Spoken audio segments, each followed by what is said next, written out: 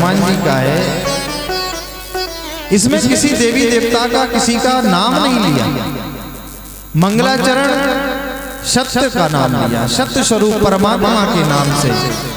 देखिए भागवत जी का जब प्रारंभ होता है तो प्रारंभ के मंगलाचरण में भी सत्यम परम धीमहि, किस परमात्मा को याद किया? सत्य को, सत्यम परम धीमहि।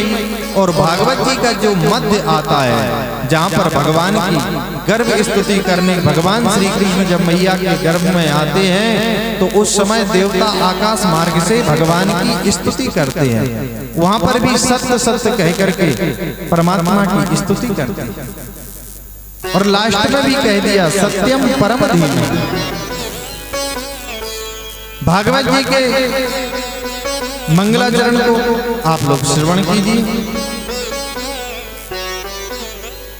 जन्माद्यस्य यतोऽन्वयादितरतश्च चार्थेषु विज्ञासुराट्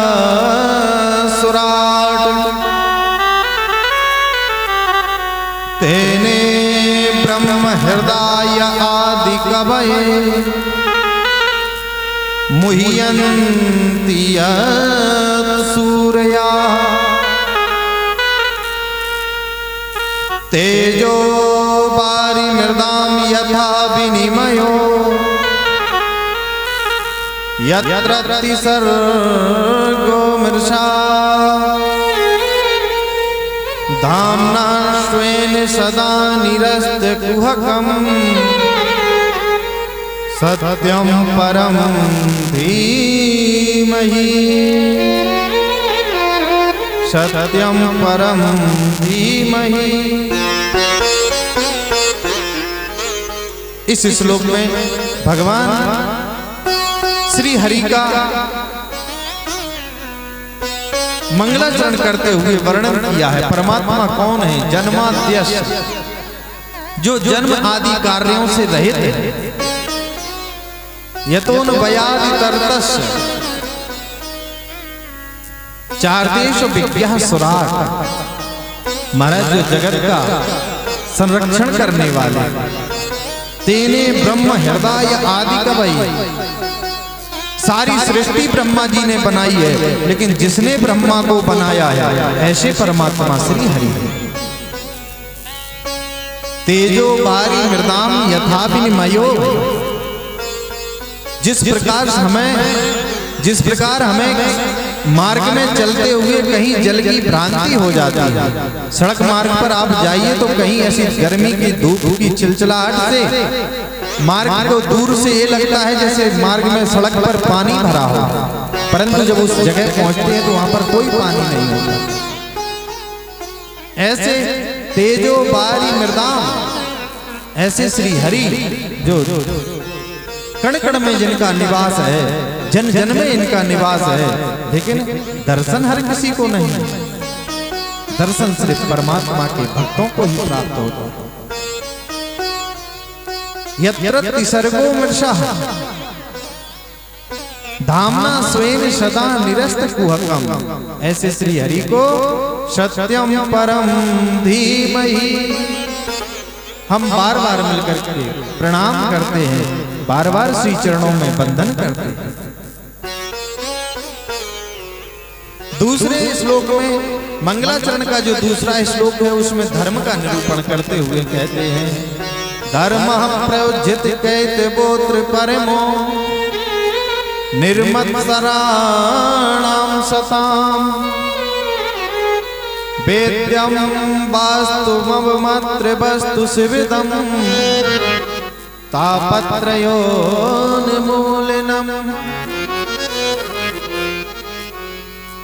महाराज जो भगवान के भक्त होते हैं वो सदैव धर्म मार्ग पर चलते हैं, और जो धर्म मार्ग पर चलता है उसे कोई भी विघ्न बाधा उसके भजन को नहीं डगमगा सकता, क्योंकि जिसको परमात्मा पर विश्वास होता है तापत्रयोन्मूलनम्, उसे किसी भी प्रकार का कोई ताप नहीं आता है।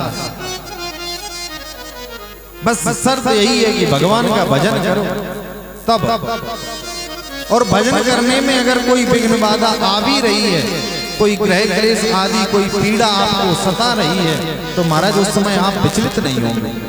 आपको अपने प्रभु पर, अपने इष्ट पर, अपने गुरु पर भरोसा होगा। इसलिए भक्त को, भक्त की परेशानियां तो बहुत आती हैं, परंतु वो डगमगाता नहीं है। वो जो डगमगाता नहीं है उसे परमात्मा इस पार से उस पार अपना ले ही जाते हैं। ये जिम्मेदारी उनकी है, हम और आपकी नहीं है। ना हम मन में ये भ्रम पाल लें कि हम अपना ये कार्य कर रहे हैं। हम कौन होते हैं करने वाले? सबहि न जावत राम गोसाई, जिससे परमात्मा जो करवाएगा वही होगा। एक भरोसा, एक बल, एक आस विश्वास, बस एक अपना भरोसा, एक विश्वास बना करके परमात्मा के हो करके तो देखो, वो सारी बागडोर जब अपने हाथ में कर लेगा तो तुम्हारा कोई बाल बांका नहीं कर सकता। गीता में भगवान स्वयं श्री कृष्ण कह रहे हैं, अनन्यास चिंतयन्तो माम ये जनः पर्युपासते तेषां नित्याम युक्तानाम योगक्षेमं वहाम्यहम्। अनन्यास चिंतयन्तो माम, अरे तुम अनन्य होकर के मेरा चिंतन तो कर। ये जनः पर्युपासते तेषां नित्याम युक्तानाम योगक्षेमं वहाम्यहम्। तेरी योगक्षेम का निर्वहन मैं करूंगा। लेकिन हमें भगवान पर भरोसा ही नहीं, हमें विश्वास ही नहीं। महाराज अभी कोई नेता या कोई अधिकारी आपसे कह दे कि हम फलानी ऑफिस में हमारी ड्यूटी है, अगर कोई काम पड़े तो चिंता मत करना, हम हैं तुम्हारे लिए, तो आपको उस पर इतना विश्वास हो जाएगा कि आप गांव में कहते घूमोगे, अरे वो फलाना आदमी हमारा है, हम कुछ भी करवा सकते हैं। जब एक सांसारिक आदमी पर आपको मिथ्या भी तो बोल सकता है, वो इतना विश्वास है। और इधर भगवान स्वयं कह रहे हैं कि अनन्यास चिंतयन्तो माम, भैया तू मेरा चिंतन तो कर, मैं तुम्हें संसार से मुक्ति दिला करके रहूंगा। योगक्षेमं वहाम्यहम्, तुम्हारे सारे योगों का क्षेम मैं स्वयं करूंगा। लेकिन भगवान की बात नहीं मानेंगे। संसारियों में यही तो भगवान के भक्त में और संसारिक व्यक्ति में फर्क होता है। संतों के पास क्यों जाते हैं? क्योंकि संतों के पास जाते जाते सत्संग से तुम्हारी बुद्धि निर्मल हो जाती है। जब निर्मल हो जाती है तो भगवत शास्त्रों में तुम्हारी रुचि हो जाती है। जब रुचि हो जाएगी तो तुमको भगवान पर विश्वास हो जाएगा। अभी हमें रुचि ही नहीं है भगवत धाम के लिए, ना तो हमें भगवान की कथाओं में रुचि है, ना भगवान के नाम में रुचि है, ना भगवान की सेवा में रुचि है। एक बार बस अपने मन में दृढ़ संकल्प लेकर के भगवान का नाम चिंतन करके देखिए, महाराज सारी समस्याओं का हल कर देगा।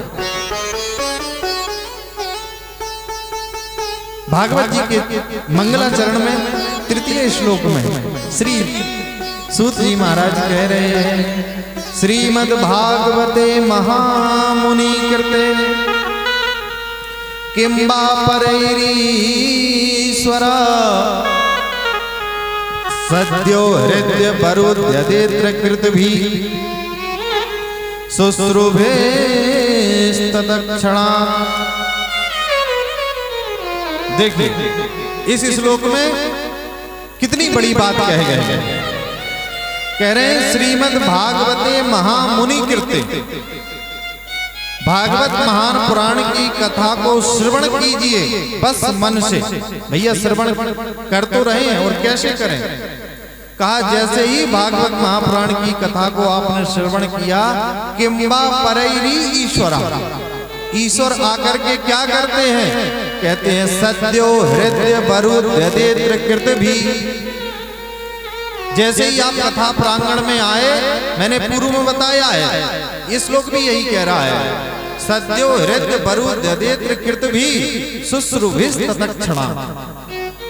भागवत महापुराण की प्रांगण में आप बैठे कि आपके हृदय में श्री हरि अवरुद्ध हो जाते, बैठ नहीं जाते, अवरुद्ध हो जाते।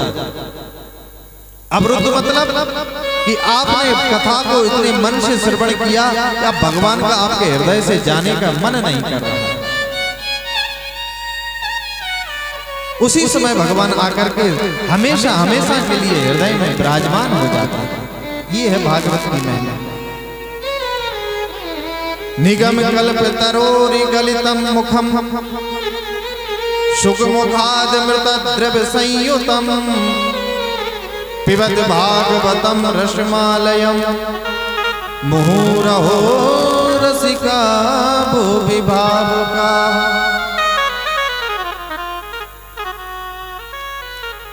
वेद रूपी कल्प वृक्ष का परिपक्व पका हुआ फल श्रीमद् भागवत महापुराण है। महाराज, इसकी कथा को आप जितना पान कर सके उतना करिए, क्योंकि हर किसी का पात्र अलग अलग होता है। जितना जिसका पात्र होगा उतना ही उसको फल मिलेगा। आंगन में रखा बर्तन, बरसात जब होती है तो बरसात समान रूप से होती है, और आंगन में अगर बर्तन रखे हो तो जितना बर्तन होगा उतना ही पानी तो उसमें बनेगा। अब छोटा बर्तन कहे कि हमें तो कमी मिला है, ये देखो बड़ा सा भगोना रखा है पूरा भर गया। अब ये कौन कह रहा है? छोटी कटोरी कह रही है कि हमारे अंदर तो कमी पानी बरसा, हमारे में तो थोड़ा ही सा पानी आया है। ये देखो टप पूरा भरा हुआ है। अरे भैया, टप बड़ा है, उसमें पानी अधिक आएगा, कटोरी छोटी सी है, तो जितना सा पात्र है उतना ही तो आपके अंदर समाएगा। यही कथा का हाल है। आप अपना जितना बड़ा पात्र बना करके बैठेंगे तो इस कथा रस का आपको उतना ही लाभ मिलेगा। अब हम पात्र ही हमारा छोटा है और हम कथा को या कथा श्रवण कराने वाले को दोष दें तो ये मिथ्या है। भैया, कथा की जो वर्षा होती वो समान है, परंतु हमारे अंदर कितनी क्षमता है ये हमारे ऊपर निर्भर करता है। नितराम बोधयति गमयति सा निगमः। वेद रूपी वृक्ष का परिपक्व पके हुए फल का रस है, इसे बार बार पीजिए, बार बार श्रवण कीजिए। आप जितना इसे श्रवण करेंगे, जितना इसका आप रसपान लेंगे, उतना ही आपका मन निर्मल होगा, आपके विकारों का नाश। अब सारे सूत जी महाराज सौनकादिक ऋषियों को नैमिषारण्य की पावन भूमि में समझा रहे हैं। 88,000 ऋषिगण बैठे हुए हैं। सूत जी महाराज का पूजन करके व्यास मंच पर मंचासीन कर दिया और कहने लगे, महाराज अब हमारे मन में कुछ प्रश्न है, हमारे मन में कुछ प्रश्न हैं, इन प्रश्नों के उत्तर आपसे चाहते हैं। सूत जी महाराज ने जैसे ही ये सुना, त्वया खलु पुराणानि सेतिहासानि चानघा आख्यातान्यप्यधीतानि धर्मशास्त्राणि नान्यता। त्वया खलु पुराणानि सेतिहासानि चानघा। महाराज, श्री सूत जी महाराज व्यास जी के शिष्य, तो सौनकादिक ऋषि कह रहे हैं, महाराज हम आपसे इसलिए प्रश्न पूछ रहे हैं कि आपके ऊपर आपके पूज्य गुरुदेव की बड़ी कृपा है, और गुरुदेव की कृपा जिस शिष्य पर होती है ना, वो अपनी गोपनीय से गोपनीयता बातें भी अपने शिष्य को बता देता है।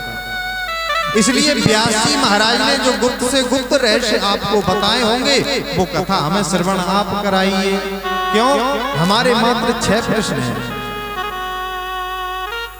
सनकादिक ऋषियों ने सूत जी महाराज से 6 प्रश्न किए। पुंसामेकांततः श्रेया यस्तन संसितुमर्हसि। महाराज, हमें तो पहले ये बताइए कि संसार में मनुष्यों के लिए मुख्य श्रेय का साधन क्या है? संसार में मनुष्य को क्या करना चाहिए? दूसरा प्रश्न है। दूसरे प्रश्न में पूछा, महाराज शास्त्र बहुत है, समय कम है, इसलिए समस्त शास्त्रों का सार क्या है ये आप हमें बताइए। तीसरा प्रश्न किया है, महाराज आप ये बताइए कि भगवान को अजन्मा कहा है, भगवान कभी जन्म नहीं लेते। फिर मैया देवकी के गर्भ से वसुदेव के यहाँ कैसे इन्होंने जन्म लिया? लेकिन सुखदेव जी महाराज कह रहे हैं, पिताजी मुझे इस गर्भ में अच्छा लग रहा है। ये मृत्यु लोक में भगवान की माया इतनी प्रबल है कि अगर इस माया के जंजाल में मैं फंस गया तो मैं भगवान का भजन नहीं कर पाऊंगा। इसलिए मैं माँ के गर्भ में बड़े सकुशलता से रह रहा हूँ, यहाँ भगवान का भजन कर रहा हूँ। व्यास जी बड़े परेशान हुए। सुखदेव जी का ऐसा अनन्य भजन कि साक्षात भगवान उनके पास है। भगवान ने कहा कि बालक तुम बाहर तो निकल आओ, हमारी माया तुमको नहीं व्यापेगी। सुखदेव जी महाराज अंदर से, गर्भ के अंदर से कह रहे हैं, प्रभु क्षमा करना, आपकी माया इतनी प्रबल है कि भूमि परत भा ढावर पानी और जिम जीव माया लगता है। आकाश से जो वर्षा होती है वो बड़ा स्वच्छ जल होता है, आकाश से जो पानी बरसेगा वो स्वच्छ होता है, लेकिन पृथ्वी पर पड़ते ही मटमैला हो जाता है। इसी प्रकार जब तक जीव माँ के गर्भ में रहता है, जब तक बिल्कुल उसकी निर्मल बुद्धि रहती है और भगवान का भजन करता है, भगवान का चिंतन करता है, और माँ के गर्भ से जैसे ही जीव बाहर आया, पृथ्वी पर आया, तो उसको भगवान की माया जकड़ लेती है। महाराज तमाम नाते रिश्ते सब जुड़ जाते हैं, वहीं पर दीदी बुआ मामा फूफा पता नहीं कितने रिश्तों में जकड़ जाता है। और जो भगवान से वादा करके आया था कि प्रभु मुझे बाहर निकाल दो, मैं तुम्हारा भजन करूंगा, बस सब भूल गया यहाँ। भगवान की माया ने सब भुला दिया। इसलिए सुखदेव जी कह रहे हैं, परमात्मा आपकी माया बड़ी विपरीत है, हम बाहर नहीं आ सकते। जब भगवान ने स्वयं आश्वासन दिया, कहा बेटा तुम बिल्कुल भी चिंता मत करो, हमारी माया तुम्हारे पास भी नहीं आएगी, तुमको स्पर्श तक नहीं कर पाएगी। जब भगवान ने आश्वासन दिया तो सुखदेव जी महाराज माँ के गर्भ से निकले, जिनका नाल छेदन संस्कार भी नहीं हुआ महाराज, और वन की ओर चले गए। 12 वर्ष हो गए माँ के गर्भ में, वन की ओर चले गए। पिताप श्री व्यास जी महाराज पुत्र मोह में आकर के पुत्र के पीछे पीछे दौड़ रहे हैं, बुला रहे हैं, हे पुत्र बेटा लौट आओ, बेटा लौट आओ। पुत्र कह करके, बेटा कह करके जब पुकार रहे हैं, सुखदेव जी पीछे मुड़ करके भी नहीं देखते। एक मार्ग से निकले, जलाशय था, सरोवर था, उसमें कुछ नवयुवक स्त्रियां स्नान कर रही थी, निर्वस्त्र होकर के स्नान कर रही थी। वहां से सुखदेव जी महाराज निकले तो उन महिलाओं को कोई शर्मिंदगी महसूस नहीं हुई। सुखदेव जी महाराज निकले चले गए, और जैसे ही पुत्र पुत्र पुकारते हुए व्यास जी महाराज उस मार्ग पर पहुंचे तो उन माताओं ने जैसे ही देखा तो महाराज सरोवर से निकल करके दौड़ करके झट से कपड़े पहने। ये दृश्य जब व्यास जी महाराज ने देखा तो आश्चर्यचकित रह गए। उन माताओं के पास में आए, उनसे कहने लगे, भैया ये बताओ देवियों, हम बूढ़े आदमी, हम इतने बूढ़े हैं, जब जब हमारी इतनी लज्जा कर रही हो, वो हमारा नवयुवक पुत्र अभी तुम्हारे पास से निकला है, जब तुमको लज्जा नहीं आई, जब तुमने वस्त्र नहीं पहने। उन देवियों ने व्यास जी महाराज को उत्तर दिया कि महाराज क्षमा करें, आपके जो पुत्र यहाँ से निकले हैं ना, वो भगवान के इतने अनन्य भक्त हैं कि उन्हें स्त्री पुरुष का भेद ही पता नहीं, उन्हें संसार का कोई ज्ञान ही नहीं है। जिस व्यक्ति को स्त्री पुरुष के भेद का ज्ञान ना हो, उससे शर्म कैसे? महाराज क्षमा करना, आपको स्त्री पुरुष का भेद पता है, आप संसार में रह रहे हो, आप संसारी हो, इसलिए आपको देख करके हमें लज्जा आ गई, इसलिए वस्त्र पहने। तब जाकर के व्यास जी महाराज के नेत्र खुले और कहने लगे, हमारा पुत्र इतना महान योगी, अब इसको तपस्या करने के लिए जाने दीजिए। श्री सुखदेव जी महाराज गए और ब्रह्म निर्गुण की समाधि लगा करके बैठ गए तपस्या करने। ऐसे परम भागवत श्री सुखदेव जी महाराज को हम और आप मिलकर के प्रणाम करते हैं। बोलिए सुखदेव भगवान की जय।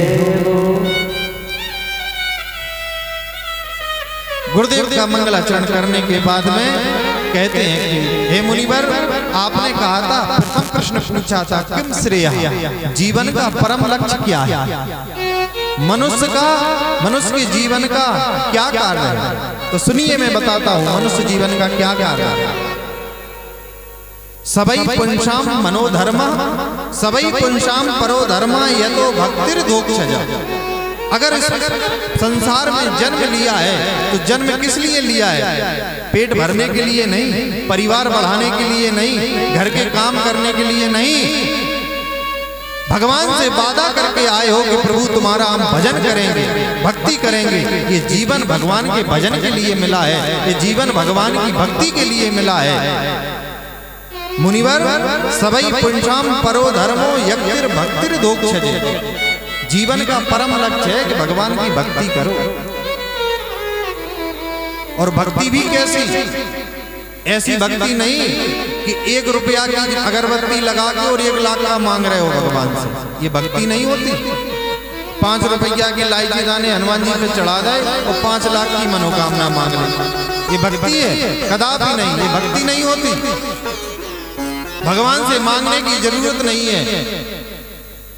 लिख रहे हैं, अहे तो क्या प्रतिहता ये आत्मा संप्रसीदति। भगवान की जो भक्ति करना चाहिए ना, वो अहेतुकी हो, उसमें किसी भी प्रकार का हेतु ना लगा हो, कोई कामना ना हो। ऐसी भक्ति करके देखिए।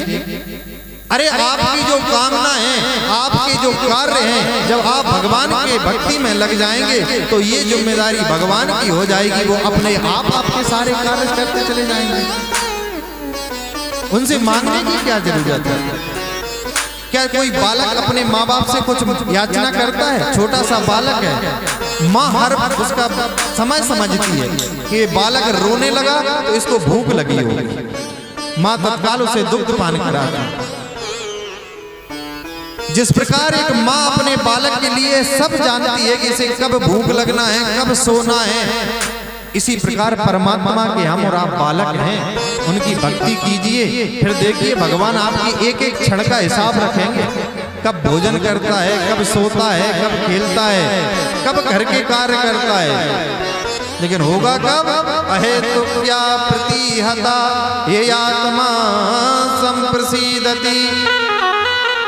आपको अहेतु की भक्ति करनी है। अगर इस प्रकार से भक्ति करोगे तो निश्चित ही भगवान की प्राप्ति होगी और भगवान तुम्हारे समस्त कार्यों को अपने आप करवाते जाएंगे। क्योंकि आदमी कहते हैं हम भगवान का भजन तो बुढ़ापे में कर लेंगे। भैया, बुढ़ापे में कोई काम होता है क्या? जब से आपने शुरुआत, जब शरीर काम कर रहा है तभी तक भगवान के भजन की आदत डाल लीजिए। बुढ़ापे में भगवान का भजन नहीं होगा। बचपन से अगर आपने आदत भजन की नहीं डाली तो भूल जाइए, बुढ़ापे में आपको कोई याद नहीं करेगा। इसलिए अपने घर के सभी बच्चों को, सभी नवयुवकों को ये सबकी जिम्मेदारी होती है बड़ों को। अपने छोटे छोटे बच्चों से भी भगवान का नाम जप करवाना चाहिए, भगवान के विषय में बताना चाहिए, भगवान की कथाओं के विषय में बताना चाहिए, मंदिर लेके जाना चाहिए, पूजा पाठ करवाना चाहिए, जिससे उनको बचपन से ज्ञान हो। छोटे से उनको, जब छोटा सा ही बालक हो तो उसे पता चल जाए कि हमें मंदिर जाके पूजा भी करनी पड़ती है, हमें हनुमान जी के पास जाकर के बैठ कर के हनुमान चालीसा का पाठ करना है। घर में बैठे हैं हम राम राम राधा राधा श्याम श्याम कुछ नाम जप करवाएं बालकों से। अगर ये आप अपने बालकों से करवाना प्रारंभ कर देंगे तो उनकी बुद्धि इतनी प्रखर हो जाएगी कि ना तो वो कभी पढ़ाई में पीछे रहेंगे, ना कभी कोई कार्य में पीछे रहेंगे, सबसे आगे खड़े होंगे। विश्वास करके एक बार अपने परिवार को भक्तिमय बना करके तो देख लीजिए। लेकिन अपन इसी में रहते हैं, हम और आप सोचते रहते हैं कि भैया अभी तो घर के काम, बचपन है खेलने में गुजार देंगे, जवानी है घर के कार्यों में गुजार देंगे, बुढ़ापा भजन करेंगे। भैया बुढ़ापे में भजन करता है, सही से बोला नहीं जाता है, 32 दांत गिर जाते हैं, शरीर काम नहीं करता है, उस समय राम कहो तो कुछ और ही निकलता है मुझसे। इसलिए भजन भजन तो भैया जब आपकी बुद्धि में आ जाए उसी क्षण शुरू कर देना चाहिए। भजन की कोई अवस्था नहीं होती, भजन की कोई उम्र नहीं होती। इसलिए सभी को भगवान का भजन, संकीर्तन, नाम संकीर्तन आदि आदि जो जिस भक्ति में कर सके भगवान का भजन, यही मनुष्य का मुख्य श्रेय है।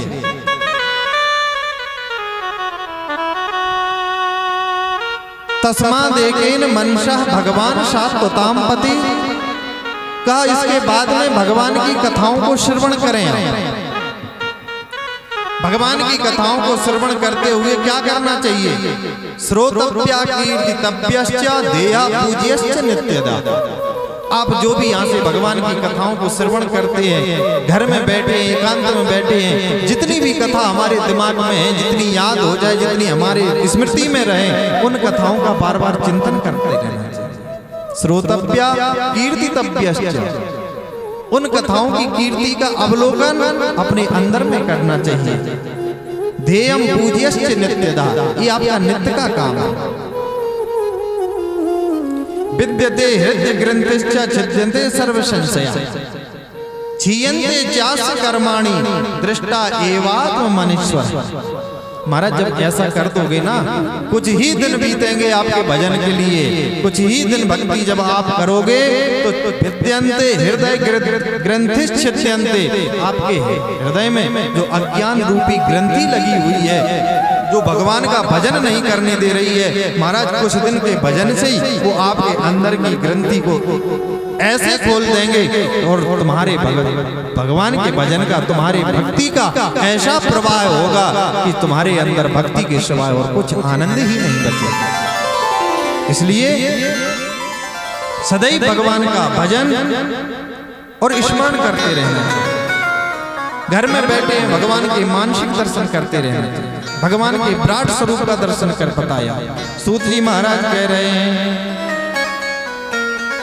जगृहे पौरुषम रूपम भगवान बदरायण संभूतम षोडश कलायादो लोकस्मिन् सृच्छया।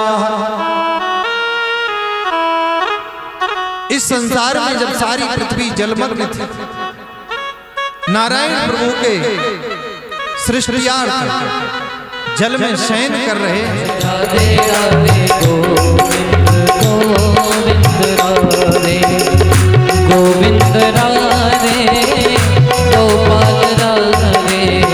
गोविंद राधे गोपाल राधे, राधे राधे गोविंद गोविंद राधे,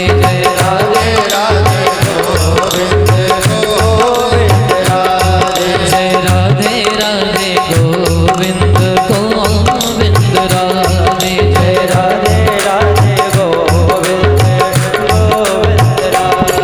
ओम गोविंद राधे गोपाल राधे, गोविंद राधे गोपाल राधे, गोविंद राधे गोपाल राधे, गोविंद राधे गोपाल राधे,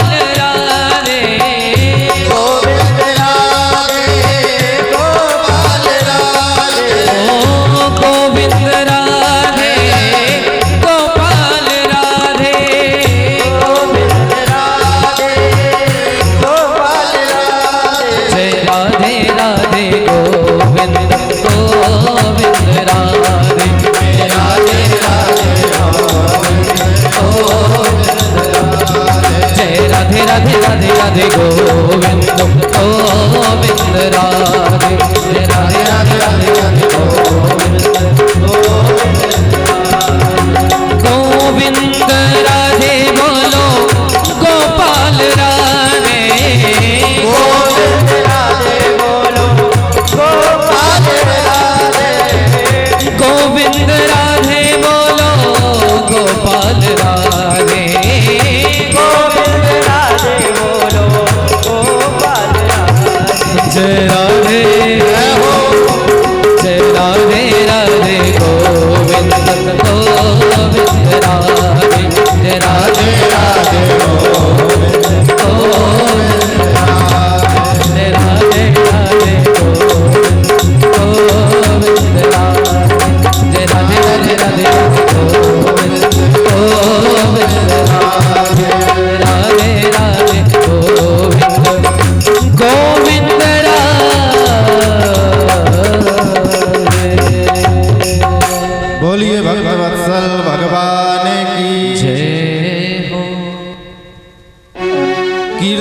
जाए तो झक्की सी खुल जाती।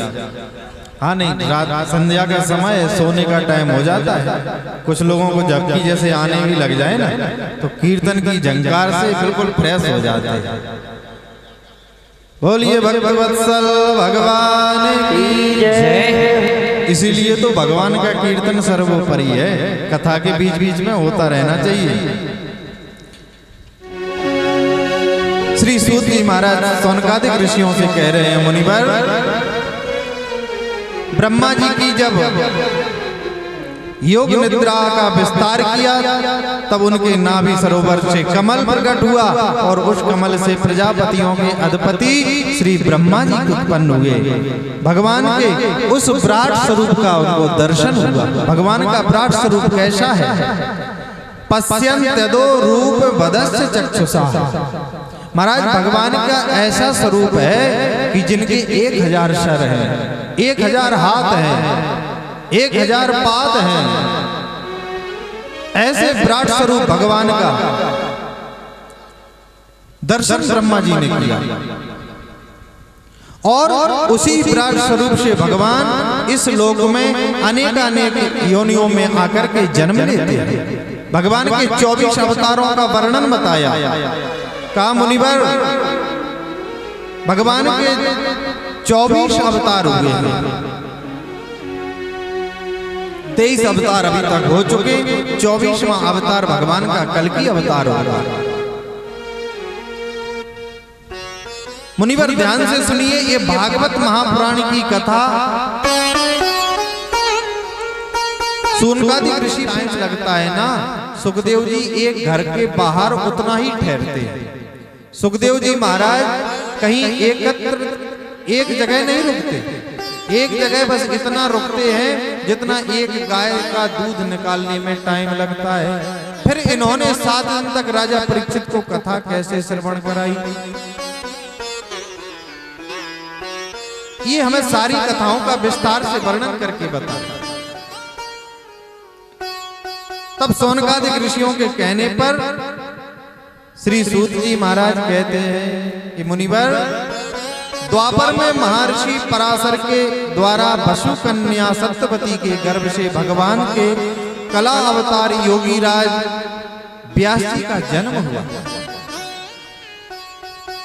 एक समय सूर्योदय के समय व्यास जी महाराज संध्या वंदन करके बैठे हुए थे और मन में विचार करने लगे कि कलयुग आने वाला है, व्यक्तियों की बुद्धि अल्प हो जाएगी, मंद हो जाएगी, तो इनको भगवत प्राप्ति कैसे प्राप्त होगी, भगवान के धाम को ये कैसे प्राप्त होंगे, क्योंकि कोई सरल साधन नहीं है। तो महाराज एक वेद था पहले, व्यास जी महाराज ने एक वेद के 4 भाग कर दिए। ऋग्वेद से यजुर्वेद, सामवेद और अथर्ववेद, एक के 4 वेदों का विभाजन जब श्री व्यास जी महाराज ने किया, जिससे कर्मकांड पद्धति को सरलता की ओर लेकर के आए और 4 वेद अपने 4 शिष्यों को पढ़ा दिए। ऋग्वेद पैल मुनि को पढ़ाया है, सामवेद गायन के लिए जैमिनी ऋषि को पढ़ाया है और यजुर्वेद वैशंपायन मुनि को पढ़ाया और अथर्ववेद सुमंत मुनि को पढ़ाया। अब मन में विचार करने लगे कि भैया ये वैदिक चातुर्होत्र हर वर्ग का व्यक्ति नहीं कर सकता, हर कोई नहीं कर सकता। भागवत जी में वर्णन आता है, स्त्री शूद्र तुझ बंधु नाम त्रयी ना श्रुति गोचरा।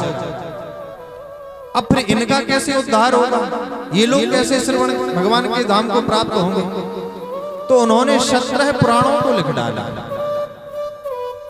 महाभारत आदि 17 पुराणों को जब व्यास जी महाराज ने लिख दिया, फिर भी उनके मन में असंतोष, मन को संतुष्टि नहीं मिली।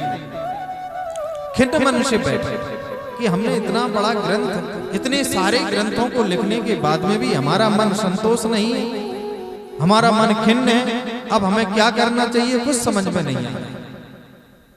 मुंह लटकाए टेंशन में व्यास जी महाराज बैठे सरस्वती नदी के किनारे। महाराज जब कोई विपदा आती है, जब कोई टेंशन की बात ऐसी आती है, कोई संकट आता है, तो इनका निवारण संतों के पास ही मिलता है। आज श्री व्यास जी महाराज बड़े चिंतित भाव से बैठे हैं कि उसी समय वहां पर देवर्षि नारद जी महाराज का आगमन है। नारद जी महाराज जैसे ही वहां पर पहुंचे, देखा कि व्यास जी बड़े चिंतित बैठे हुए हैं, ऐसा क्या है?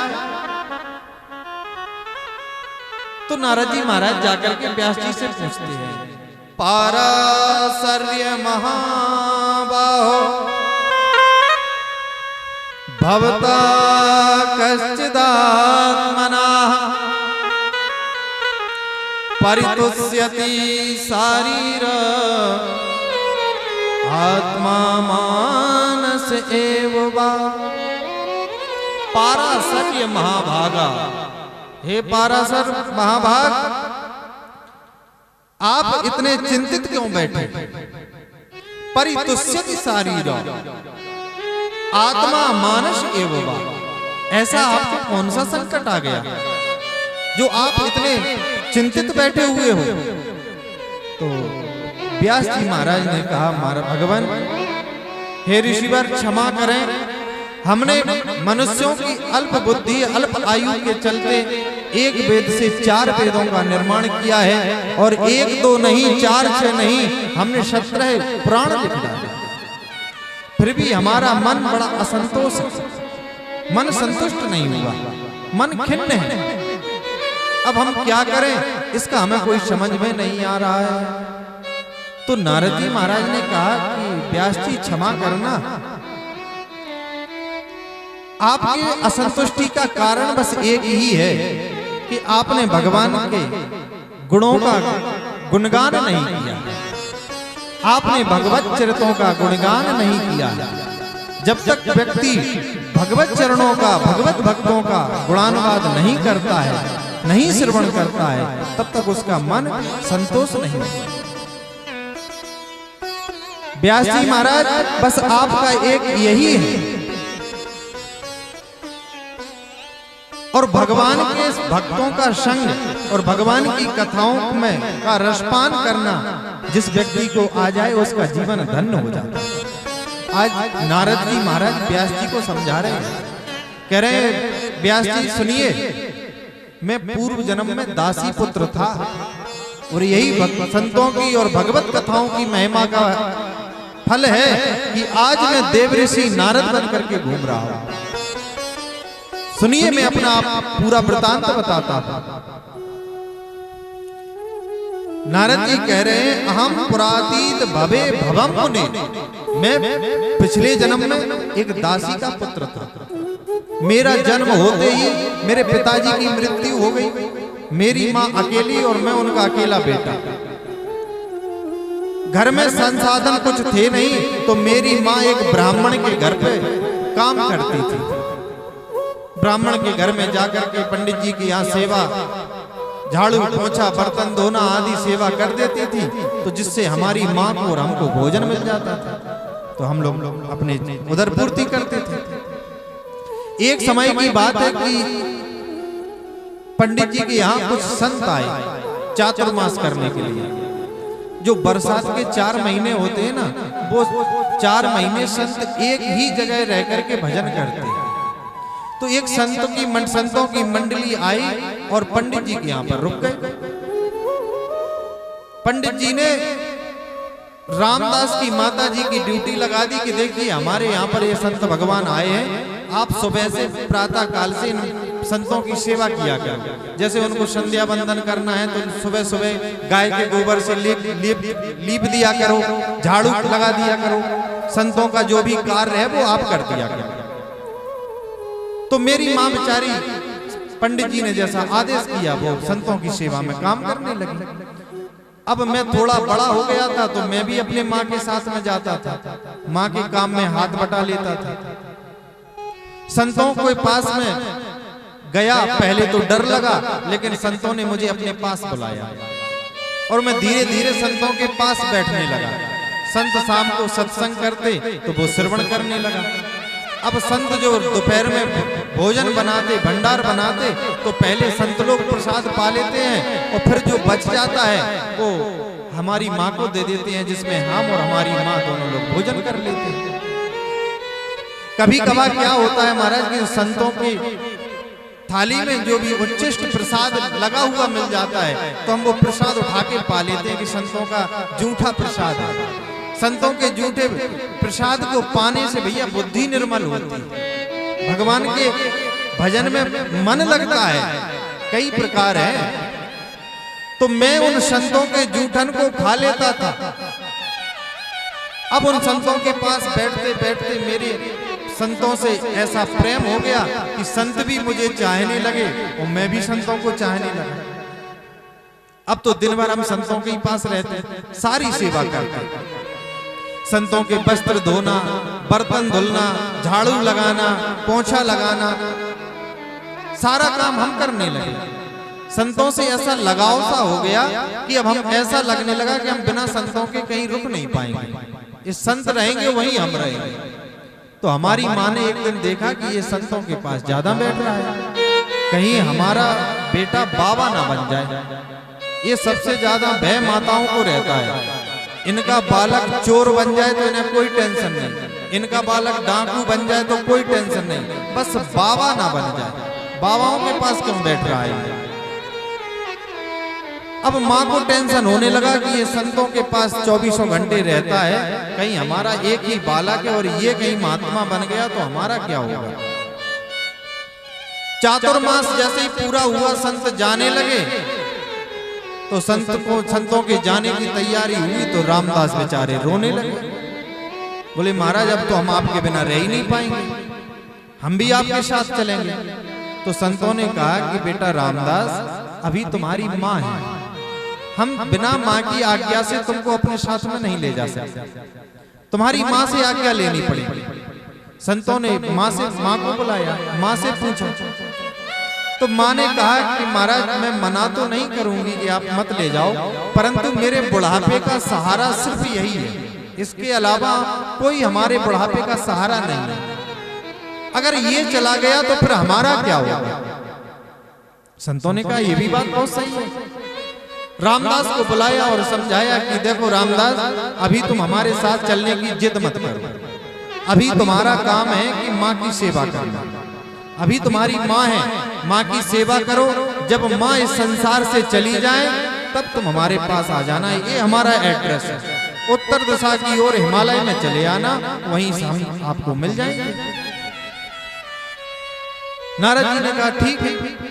अब संत तो चले गए, बेचारे रामदास जी रह गए। अब मन में विचार करते हैं कि पता नहीं अब हमारी माता जी कब मरेंगे। अब रामदास मन में विचार कर रहे हैं कि माता जी जब मर जाएं तब हम जाके संतों के पास पहुंच पाए। एक समय की बात है कि महाराज मां गाय दोहने के लिए गई, गाय दोहने के लिए गई कि मां को सर्प ने डस लिया। जैसे ही मां को सर्प ने डसा तो मां की मृत्यु हो गई। रामदास की मां मर गई।